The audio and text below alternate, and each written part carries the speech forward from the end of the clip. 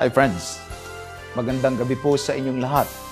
Sa gabing ito ay nais kong ibahagi sa inyo ang kahalagahan ng doktrina at ng aral may kinalaman sa ikalawang pagbabalik ng ating Panginoong Hesukristo.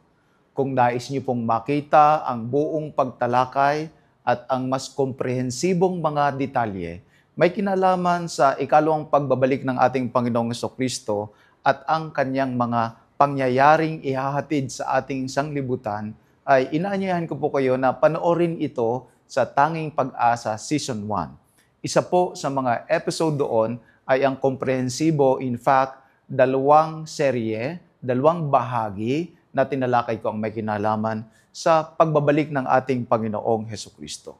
Ang layunin ko po ngayong gabi ay ibahagi sa inyo ang kadahilanan kung bakit siya babalik at ano ang importansya ng aral na ito sa ating mga buhay.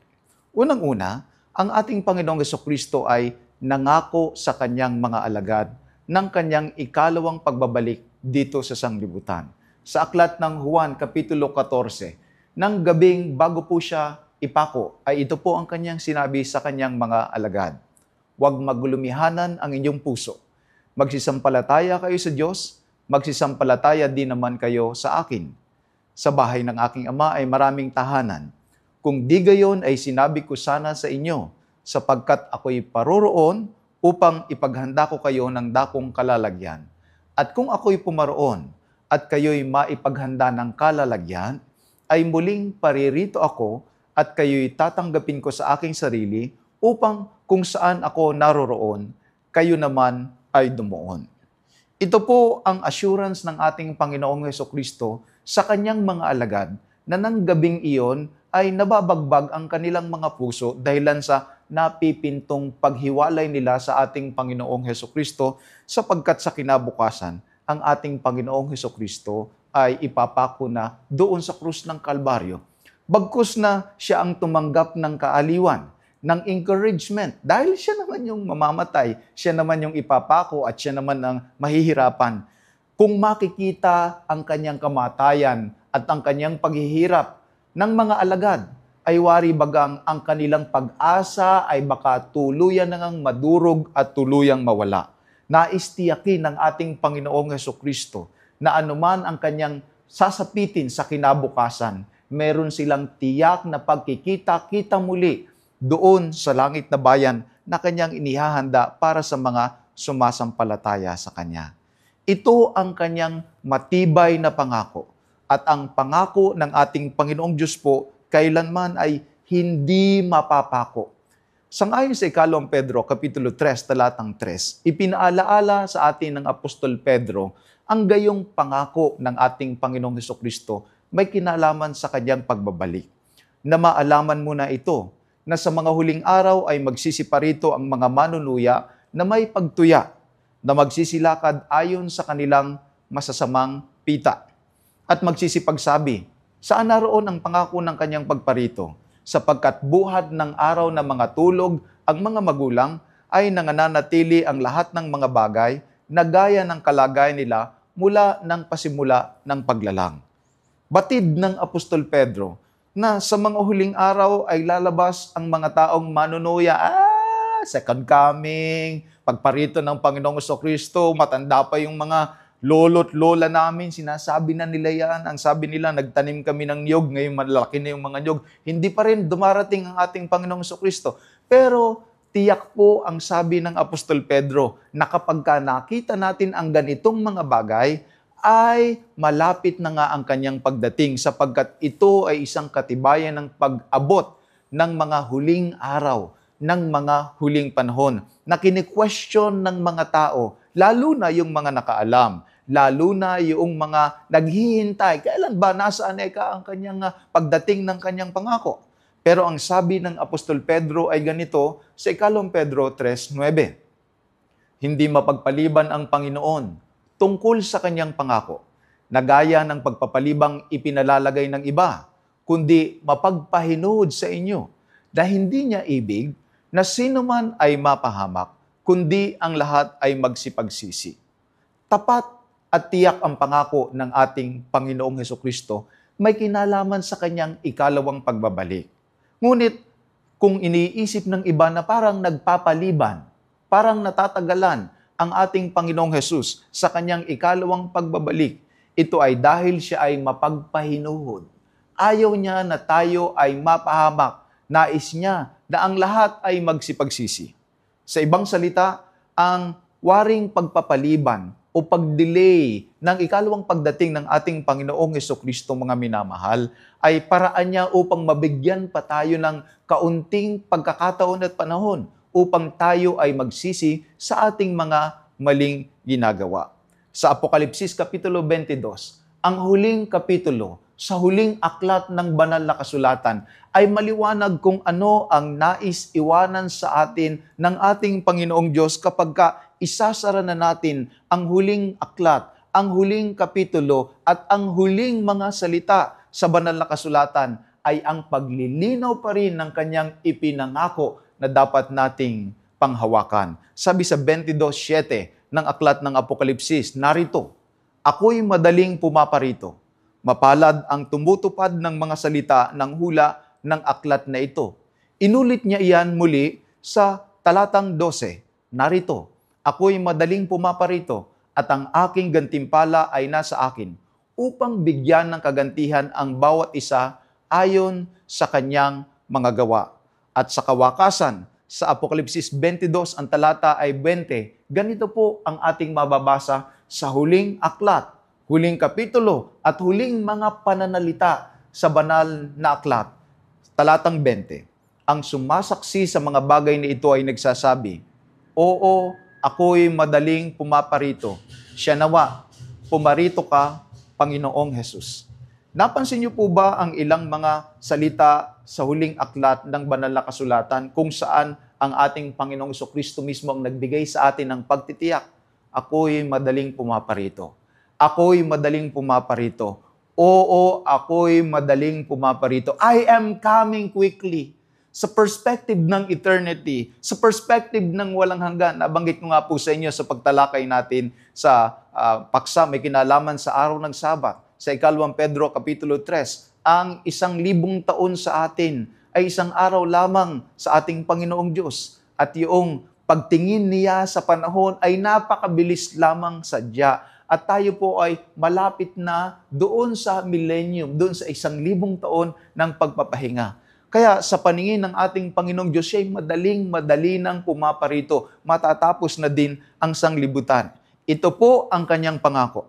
At mga minamahal, kung binigo kayo ng pangako ng inyong asawa, binigo kayo ng pangako ng inyong mga employer o ng inyong mga kaibigan at hindi nila nagawa ang kanilang ipinangako sa inyo, lalo na ang inyong mga boyfriend o girlfriend o inyong mga jowa, mapanghahawakan po ninyo ang pangako ng ating Panginoong Jesucristo sapagkat ito ay kanyang gaganapin. Bakit niya ipinangako ng tiyak ang kanyang ikalawang pagbabalik? Bakit importante na hawakan natin ang pangakong ito? Ito po kasi, mga minamahal, ay magsisignal o maghuhudyat ng pagkabuhay na mag-uli. Ito po ang sabi sa Daniel Kapitulo 12, ang talata ay 2, patuloy hanggang 4. At sa panahong yaon ay tatayo si Miguel na dakilang prinsipe na tumatayo sa ikabubuti ng mga anak ng iyong bayan at magkakaroon ng panahon ng kabagabagan na hindi nangyayari kailanman mula nang magkaroon ng bansa hanggang sa panahong yaon. At sa panahong yaon ay maliligtas ang iyong bayan, bawat isa na nasumpungang nakasulat sa aklat. At marami sa kanila sa talatang 2 na nangatutulog sa alabok ng lupa ay mga gigising, ang iba'y sa walang hanggang buhay, ang iba'y sa kahihiyan at sa walang hanggang pagkapahamak. Binanggit ng propeta Daniel, samantalang tinitingnan niya ang katapusan ng sanglibutan ayon sa mga hula na ipinakita sa kanya ng ating Panginoong Diyos. Kapag tumayo na ang ating Panginoong Hesukristo, ay magkakaroon ito, maghuhudyat ng pagkabuhay na mag-uli ng mga nangamatay sa Kanya. Ito din ay nasa Juan Kapitulo 5, talatang 28. Ang Panginoong Hesukristo mismo ang nagsasalita. Huwag niyong ipanggilalas ito. Sapagkat dumarating ang oras na ang lahat ng nangasalibingan ay makaririnig ng kanyang tinig at magsisilabas. Ang mga nagsigawa ng mabuti ay sa pagkabuhay na maguli sa buhay, at ang mga nagsigawa ng masama ay sa pagkabuhay na maguli sa paghatol. Ang Panginoon, kapag siya ay nagbalik na dito sa sanglibutan, sa ating mundo, ay maghuhudyat ng pagkabuhay na maguli ng mga patay. Una ay ang mga nangamatay na nakay Kristo, ang mga nangamatay na sumasampalataya. Ito po ang maliwanag sa unang Tesalonica 4:16.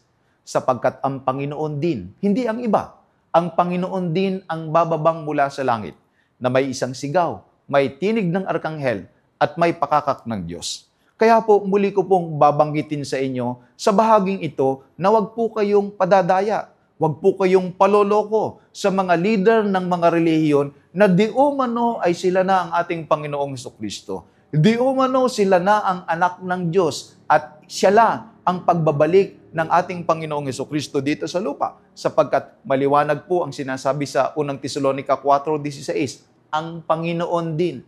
Ang Panginoong Hesukristo ho mismo. Hindi ho iba, hindi sinabing sapagkat ang kapalit ng Panginoon o sapagkat ang mag-aangking ang Panginoon. Sabi ng banal na kasulatan, ang Panginoon din. Ang Panginoong nakilala ni Apostol Pablo. Ang Panginoong nakilala ng mga apostol at ng batang iglesia. Siya ang bababang mula sa langit, may isang sigaw, may tinig ng arkanghel, at may pakakak ng Diyos. At ang nangamatay kay Kristo ay unang mga bubuhay na maguli. Sa talatang ito'y maghahatid na sa atin ng isang maliwanag na kaisipan na yung nangamatay na nakay Kristo, sumasampalataya sa Kanya ay wala sa langit sapagkat bubuhay niya. Kung nasa langit, di sana isasama niyang pababa galing sa langit. Sino yung bubuhay niya na nangamatay daw kay Kristo? Sila po yung mga sumasampalataya na nangamatay na sumasampalataya sa Kanya. Pagdating pa lang ng ating Panginoong Hesukristo, maghuhudyat ng kanilang muling pagkabuhay sa sanglibutan.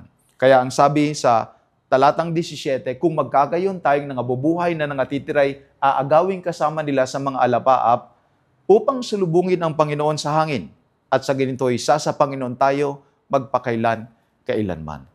Ang muling pagbabalik ng tunay na Kristo, ng tunay na Jesus, ay hindi siya darating dito na tatapak muli sa lupa. Hindi siya muling ipapanganak dito sa lupa o dili kaya naman ay sa ilang probinsya natin dito sa Pilipinas o sa Amerika. Ang muling pagbabalik ng tunay na Jesus, ng tunay na Mesiyas, ng tunay na may-ari ng sanglibutan, ng tunay na may-ari ng ating kaluluwa ay hindi po taga kung saan man, kundi taga langit. At siya po ay mananatili sa langit at hindi na muling ipapanganak dito sa lupa o di kaya naman ay sa Pampanga. Maliwanag po ang sabi ng banal na kasulatan. Ang muling pagbabalik ng ating Panginoong Hesukristo ay maghuhudyat ng pagkabuhay na maguli. Bakit pa siya babalik? Bakit importante ang kanyang pagbabalik? Sa Apokalipsis Kapitulo 22 ay kanya pong niliwanag kung bakit kailangan siyang muling magbalik. Talatang 12. Narito, ako'y madaling pumaparito at ang aking gantimpala ay nasa akin upang bigyan ng kagantihan ang bawat isa ayon sa kanyang gawa. Tayo po ay nababagbag ang ating mga puso kapag nakikita natin ang masasamang ginagawa ng ating mga kapwa-tao. Nariyan ang murder, nariyan ang rape, nariyan ang extortion, nariyan ang mga gahama, nariyan ang mga magnanakaw, nariyan ang mga walang awa at walang pagpipighati. Talagang kanilang ginigipit, kanila talagang pinagtitake advantage ang mga tao na mga mahihina. Ang pagdating ng ating Panginoong Hesukristo ay maghuhudyat ng kanyang pagbibigay ng gantimpala para doon sa mga nanatiling tumutupad, sumusunod sa kanyang banal na kalooban, lumalakad na may kapakumbabaan, nagmamahal sa kanyang kapwa. Samantalang siya ay magbibigay ng pagpapala doon sa mga taong sumusunod sa kanya. Siya naman ay magbibigay ng gantimpalo para doon sa mga manggagawa ng kasamaan. Laksan po ninyo ang inyong loob sapagkat ang ating Panginoong Hesukristo ay nangako ng kanyang pagbabalik kung saan patitigilin niya ang kasamaan ng sanglibutang ito at bibigyan niya ng kaparusahan ang mga manggagawa ng kasamaan. Pakinggan niyo po ang 2 Pedro 3:7. Ngunit ang sangkalangitan ngayon at ang lupa sa pamamagitan ng gayon ding salita ay iniingatang talaga sa apoy na itinataan sa araw ng paghuhukom at ng paglipol sa mga taong masama. Darating po ang panahon ng paghuhukom, ang ikalawang pagdating ng ating Panginoong Jesucristo.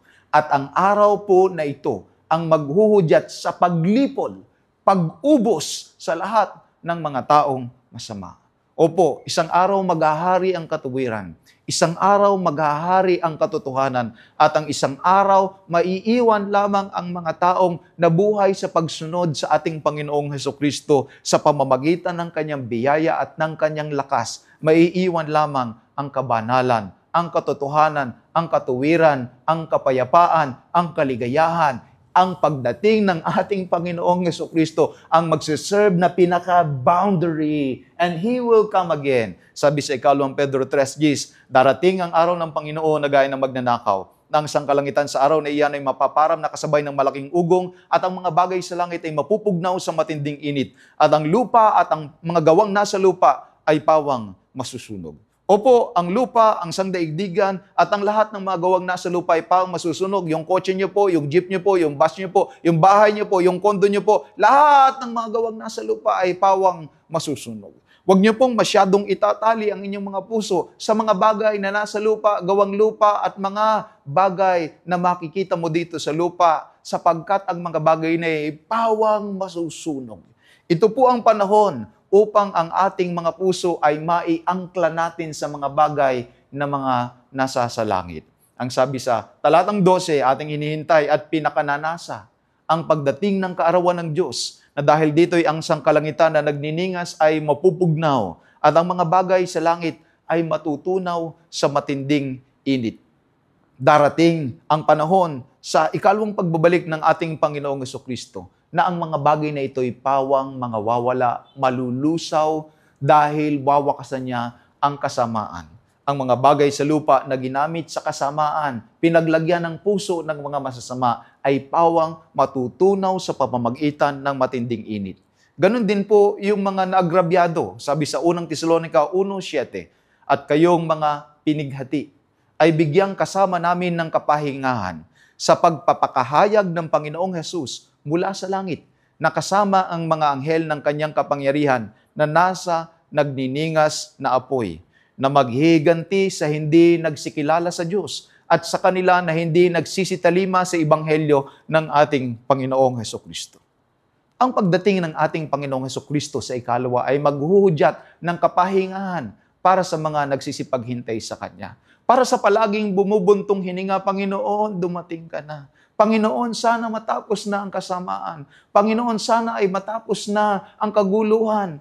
Tanging ang Panginoong Hesukristo po ang magwawakas ng lahat ng mga bagay na ito. Hindi ang bagong gobyerno, hindi ang mga bagong luklok at halal na mga tao. Marami po sa kanila, mga scammer lamang, mga manloloko, at nais nila na kunin ng ating simpatya samantalang sila ay nangangailangan pa ng ating mga boto.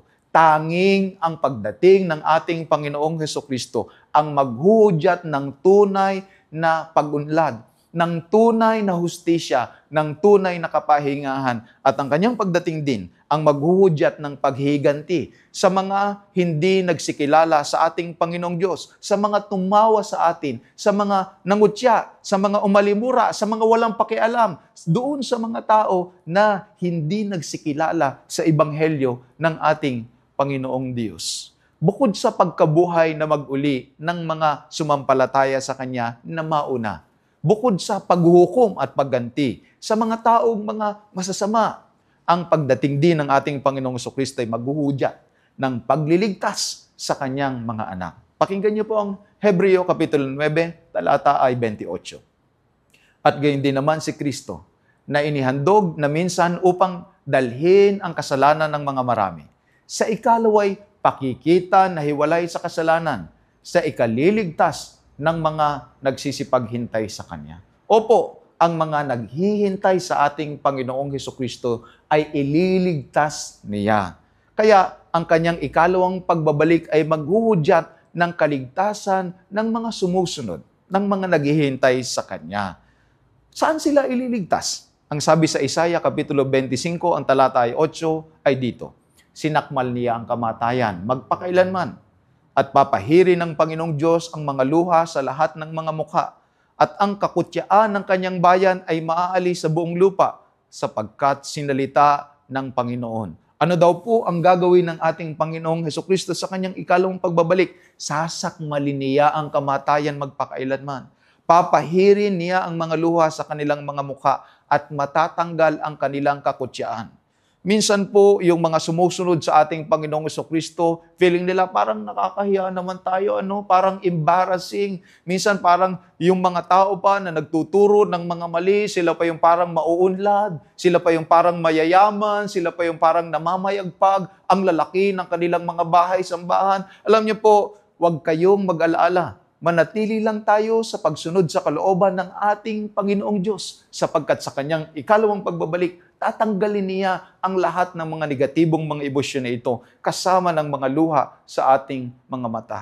Ang ating paghibig, ang ating pag-iyak na walang ibang nakakarinig, kundi ang ating Panginoong Diyos at ang kanyang mga anghel, isang araw ay kanyang patitigilin at tatapusin. At sasabihin natin sa araw na iyon, narito, ito'y ating Diyos. Hinintay natin siya at ililigtas niya tayo. Ito ang Panginoon, ating hinintay siya. Tayo'y matutuwa at magagalak sa kanyang pagliligtas. Mataan nating hinihintay ang pagdadaling ng ating Panginoong Kristo sapagkat ito'y maghuhudyat ng kanyang pagliligtas sa kanyang mga anak. Sa Tanging Pag-asa Season 1 po ay detalyado kong tinalakay ang mga hudyat, ang mga palatandaan o signos ng kanyang ikalawang pagbabalik. Maaari niyo pong panoorin ito para sa mas komprehensibong pagtalakay. Ngunit nais kong ibahagi sa inyo ngayong gabi in passing kung ano ang mga palatandaan para malaman natin ang kanyang malapit ng pagbabalik. Sa Mateo 24, talatang 3 ay itinanong ito sa kanya ng kanyang mga alagad. Sabihin mo sa amin, kailan mangyayari ang mga bagay na ito? At ano ang magiging tanda ng iyong pagparito at ng katapusan ng sanglibutan? Maliwanag po ang tanong ng mga alagad sa kanya. Kailan mangyayari ang mga bagay na ito at ano ang magiging tanda ng katapusan ng sanglibutan? Ito po ang sagot ng ating Panginoong Hesukristo ng mga tanda ng kanyang malapit ng pagparito at ng katapusan ng sanglibutan. Sabi niya, mag-ingat kayo na huwag kayong mailigaw ninuman, sapagkat marami ang magsisiparito sa aking pangalan na magsasabi, ako ang Kristo at ililigaw ang marami. Hindi na po tayo nagtataka. Hindi po tayo naninibago. Manapa ay natitiyak pa nga po natin ang katunayan ng sinabi ng ating Panginoong Hesukristo na sa mga huling araw ay marami ang magsisiparito sa kanyang pangalan, na magsasabi na sa kanyang pangalan, sila di umano ang Kristo at ililigaw ang marami. Ay, napakalaki ho ng kanilang mga bahay-sambahan. Napakalaki ho ng kanilang mga lugar kung saan sila nagpupulong, ng kanilang mga ipinapagawa na nagsasabing siya daw po ang Kristo. Ngunit, maliwanag po na nakalagay sa banal na kasulatan, inililigaw ang marami. Ito po ay matibay na palatandaan na tayo ay humantong na sa mga huling araw. Ang katunayan nga po nito, kapag ka inyong ginugel o tiningnan lamang sa internet, mahigit 800 mga tao na ang nag-aangking. Sila na di umano ang Kristo at inililigaw nila ang marami sa pagpapakilalang sila na si Jesus Christ na bumalik dito sa sanglibutan o dito sa earth. Meron pa nga ho akong nakita doon sa South America. Siya daw si Jesus Christ, siya daw si Kristo. Ang dami niyang tagasunod. Tinatatakan pa naman ng 666 yung kanyang mga tagasunod. Pinapatatuan po nila sa mga kamay at pagkatapos ay sinasabi na yun daw ang marka ni Jesus Christ. Maliwanag po sa aklat po ng Apokalipsis Kapitulo 13 na yun po ay mark of the beast. Hindi po yun mark of Jesus Christ. Kaya nalito na yung mga tao, nailigaw na yung marami dahil sa hindi nila ibinabatay ang kanilang paniniwala sa maliwanag na manaturo ng banal na kasulatan. Sa talatang 5, sinabi pa ng Panginoon na ang tanda ng kanyang malapit ng pagbabalik at ng katapusan ng sanglibutan na ito, makakarinig kayo ng mga digmaan at mga alingaw-ngaw ng mga digmaan. Nakita na po natin ang mga digmaan sa nakalipas lamang na halos 100 taon. In the past 100 years, ay nagkaroon na po ng World War, First World War, nagkaroon na po ng Second World War, and even now, the world is still at war. Nakita natin ang pagsagitsit ng punglo sa Syria, diyan sa tinatawag nating bahagi ng Palestina at Israel, at ongoing pa rin po ang giyera ngayon ng Ukraine at saka ng Russia. Kitang-kita po natin ang digmaan at ang patuloy na parang mga alingaw-ngaw ng digmaan kahit na po sa West Philippine Sea ay nakikita po natin ang patuloy na pagligid ng mga mapanglupig at mapanakop na mga bansa. Makikita po natin ito na malinaw na palatandaan ng malapit ng pagdating ng ating Panginoong Diyos. Sa nature din po ay pinakita ng ating Panginoong Hesukristo kung ano ang ating dapat bantayan. Magkakaroon daw po ng kapighatian, magdidilim ang mga araw at buwan, hindi magbibigay ng kanyang liwanag, malalaglag ang mga bituin mula sa langit, magsisipangatal ang mga kapangyarihan sa mga langit. Ito pong pagkalaglag ng mga bituin sa langit ay nangyari na po ng mid-1800s. Yun po tinatawag nating pagdidilim ng langit, pangangatal ng mga langit, yung mga solar eclipse, lunar eclipse ay patuloy po nating nasasaksihan sa ating sanglibutan. Ngunit ito ay malakasan na nangyari ng mid-1800s. Ito po ay nakikita na natin sa ating sanglibutan. Pangalawa po ay sinabi din ng ating Panginoon na magkakaroon ng kagutom at lindol. Kung inyo pong titingnan ang mga detalyado ng mga graphs ngayon ng USGS o United States Geological Survey, maliwanag niyo pong makikita sa graph na nang pumasok ang year 2000 ay katakot-takot at napakalaking mga lindol ang naranasan ng buong sanglibutan. Sa iba't ibang panig, ito ay nagdulot pa ng napakaraming mga kasiraan at nagdulot ng napakaraming mga kamatayan, gayon din sa pamagitan ng mga tsunami. Binanggit din ng ating Panginoong Jesucristo sa Lucas 21:11 na magkakaroon ng salot sa sanglibutan. Alam niyo po, naniniwala po ako na ang COVID-19 ay isang malaking salot na dumating sa ating sanglibutan. Nariyan pa ang SARS, nariyan pa ang MERS-CoV, nariyan pa ang Ebola, na mga salot na dumarating sa ating sanglibutan na hindi natin kabisado pa at hindi pa masyadong natututunan kung paano ito talaga lubos na maiwasan at mawawala. Ngunit itong malalaking salot na dumarating sa ating sanglibutan, for instance, ang COVID, na nagdagdag ng kamatayan ng halos 15 milyon, ay isang salot na dumating sa ating sanglibutan very recently lang. Huwag po nating kalilimutan na ang mga bagay na ito ay hindi halos nararanasan sa nakalipas na maraming mga taon. Ang ganitong dami ng kamatayan, ang pagtigil ng lahat ng gawain, pagsasara ng mga bansa, hindi paglipad ng mga eroplano at ang social distancing, ang pagsasarado ng mga border, ito po ay hindi pa naranasan at marahil ito po ay isang napakalaking sinyales, napakalaking hudyat ng malapit ng pagbabalik ng ating Panginoong Hesukristo. Binanggit din po sa Lucas 21:25 ang pagkakaroon ng daluyong o specifically yung mga tsunami. Nakita po natin ito sa Japan, Fukushima Prefecture, nakita po natin ito sa Pilipinas, sa Tacloban, nakita po natin ito sa Phuket, dito sa tinatawag nating Indian Ocean, sa bahagi ng Indonesia kung saan daang libo ang mga nangamatay dahilan sa tinatawag natin na tsunami. Ito po pala ay nakalagay din sa banal na kasulatan. Sa ikalawang Timoteo Kapitulo 3 ay sinabi naman ang mga tanda sa huling araw may kinalaman sa mga tao. Alamin mo ito na sa mga huling araw ay darating ang panahong mapanganib.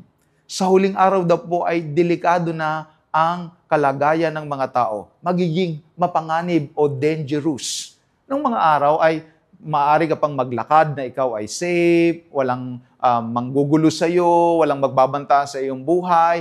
Naalala ko pa nung araw, ang mga bahay naman ay gawa sa mga pawid, gawa sa mga kawayan. Wala namang namamasok ng mga bahay. Ngayon ay kailangan mo nang palakihin ang mga bakod, lagyan pa ng mga barbed wire, lagyan ng mga CCTV. Mahirap na, hindi mo na pwedeng ngayong basta iwanan ng bukas ang mga pintuan sapagkat tiyak na papasukin ka ng mga kawatan o ng mga akyat bahay. Kahit na ngayon mga nasa kalsada, in broad daylight, napakaliwanag, tanghaling tapat, nariyan ang mga riding in tandem, nariyan ang mga mamamatay tao. Tiyak nga po, ang sinasabi ng banal na kasulatan, tayo'y nakarating na sa mga huling araw dahil ang panahon natin ay panahong mapanganib. Sa Daniel Kapitulo 12, ay maliwanag ding sinabi ng Panginoong Diyos kay Daniel na sa panahon ng kawakasan ay ganito daw po, marami ang tatakbo ng parot parito at ang kaalaman ay lalago. Itong huling 50 taon, the past 50 years, ay napakalaking development, may kinalaman sa pagtatravel parot parito. Nariyan ang tinatawag natin ng mga speedboat, mga tren, mga eroplano. Ito po ay past 50 up to 100 years simula nang maimbento yung pinaka-maiden na aircraft kung saan napakasimple pa lamang ng Wright brothers. Pero ngayon ay talagang mga jumbo jet, mga naglalakihang mga cruise ship, at mga nagbibilisan na mga jet. Kahit na po yung mga fighter nila ay lumalampas na doon sa tinatawag nating barrier of sound. Ito ding nakalipas na 50 taon lang, baka po nakakalimutan na ng ating mga kababayan, lalo na ng ating mga kabataan, na nagkaroon po tayo ng breakthrough, may kinalaman sa technology, may kinalaman sa computer. Ang una pong computer ay halos 3 palapag. Ngayon po, ang ating mga cellphone ay narito na din ang computer, narito na din ang lahat, narito na lang mga gamit. Ito po ay in the past 50 years pa lamang lubos nating nakita at naranasan. Maliwanag na ito po ay sinyalis na din ng malapit ng pagdating ng ating Panginoong Hesukristo sapagkat sinabi na sa panahon ng kawakasan, ang kaalaman ay lalago.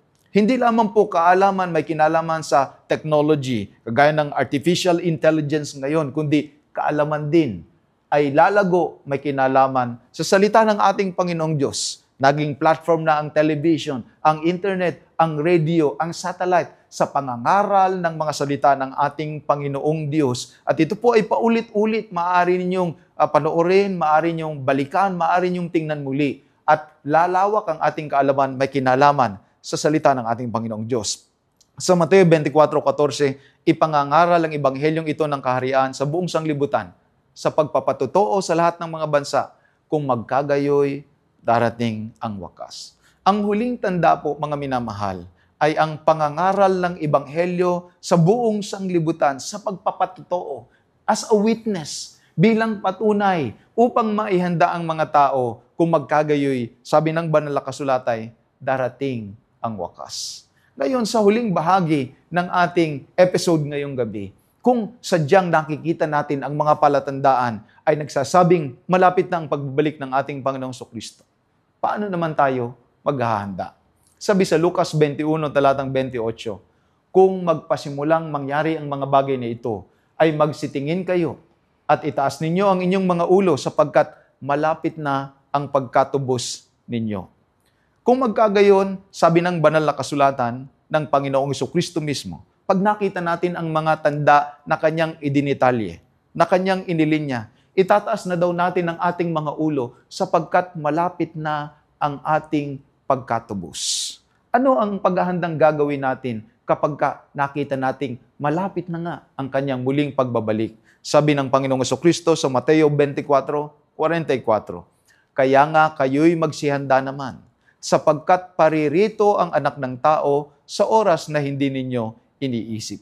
Sa panahon na wari bagang nakaligtaan natin, sa panahon na hindi natin iniisip, sa panahon kagaya ng buhay ni Noe, na ang lahat ng mga tao ay kumukutya sa kanya. They are doing their business on a regular basis as if it is business as usual, ay dumating bigla sa kanila ang baha. Gayon, inihalin tulad ng ating Panginoong Jesucristo ang kanyang ikalawang pagbabalik. Parang normal lang lahat. Wala namang something spectacular na nangyayari that day. Wala namang something special na nangyayari that day. Pero ang lahat ng mga tanda ay nangyari na dahan-dahan. Dahan-dahang bumubulong hanggang sumisigaw sa atin. Malapit na ang kanyang pagbabalik. At sa oras na hindi natin iniisip, kapag nangyari na ang mga tandang ito, siya ay muling babalik. Kaya nananawagan siya na mga magsipaghanda nga naman tayo.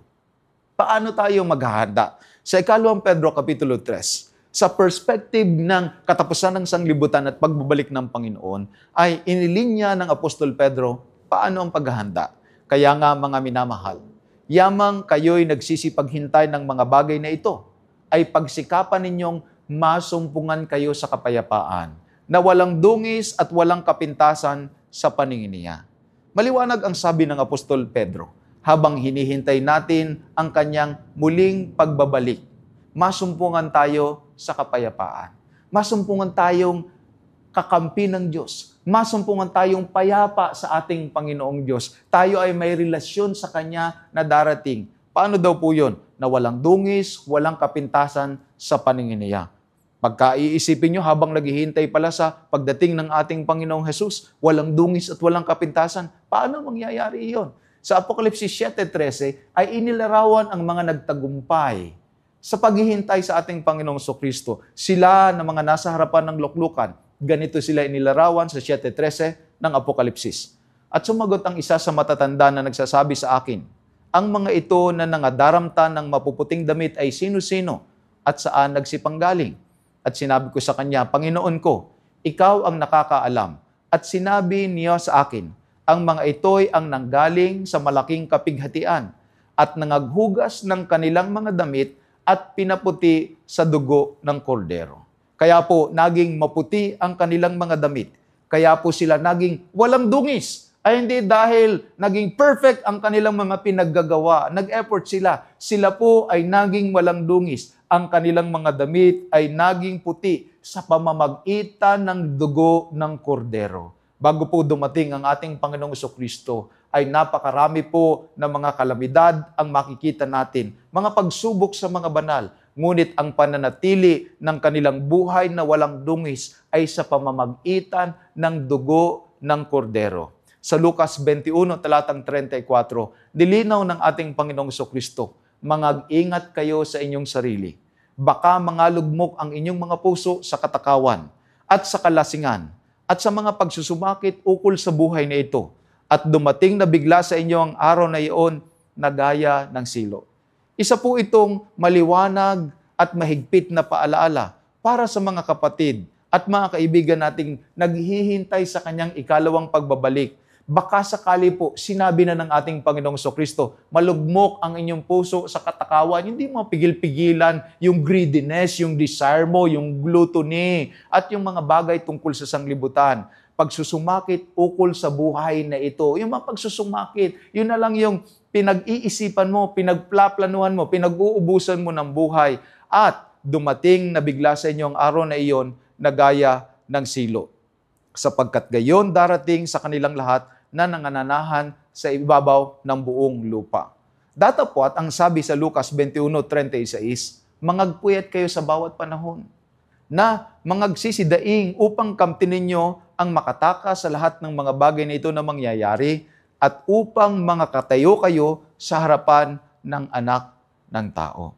Tunay po na dakila, kakilakilabot ang ikalawang pagbabalik ng ating Panginoong Kristo. Ngunit kung kilala mo siya, kaibigan mo siya, kinakausap mo siya, nagsisidaing ka sa Kanya araw-araw. Araw-araw ay kinakausap mo ang ating Panginoong Kristo sapagkat ang Kanyang pagdating ay hindi lamang tungkol sa pagsabog ng bulkan, mga lindol, mga gyera.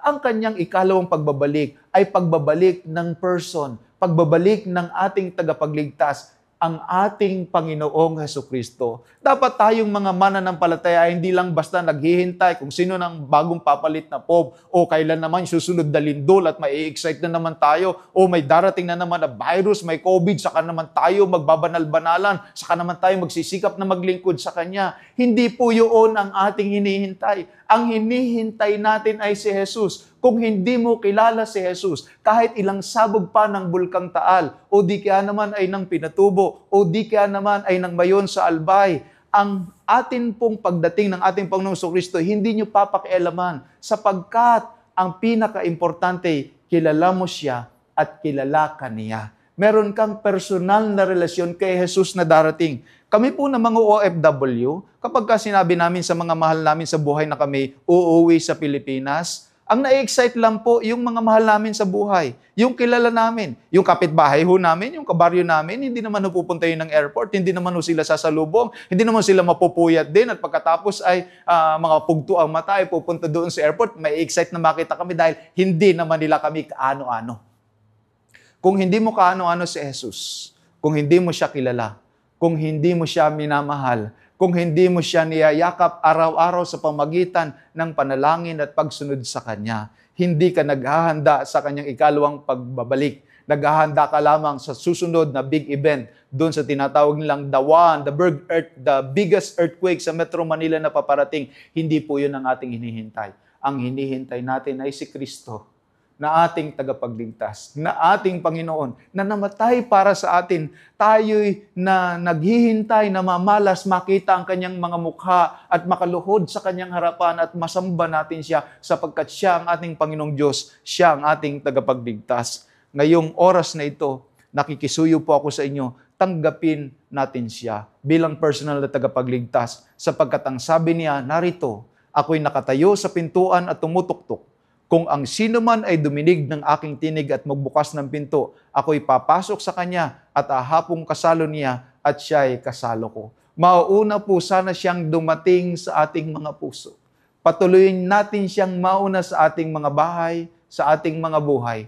Para noon, kapag siya ay dumating na sa mga alapaap ng langit, basta sabi natin, kilala natin siya at sasabihin din niya, kilala niya tayo sapagkat tayo ay naghihintay sa Kanyang malapit ng pagbabalik. Tiyak si Kristo ay muling darating, tiyak na darating at malapit nang dumating. Kaya't kaibigan, humanda kang si Kristo ay salubungin.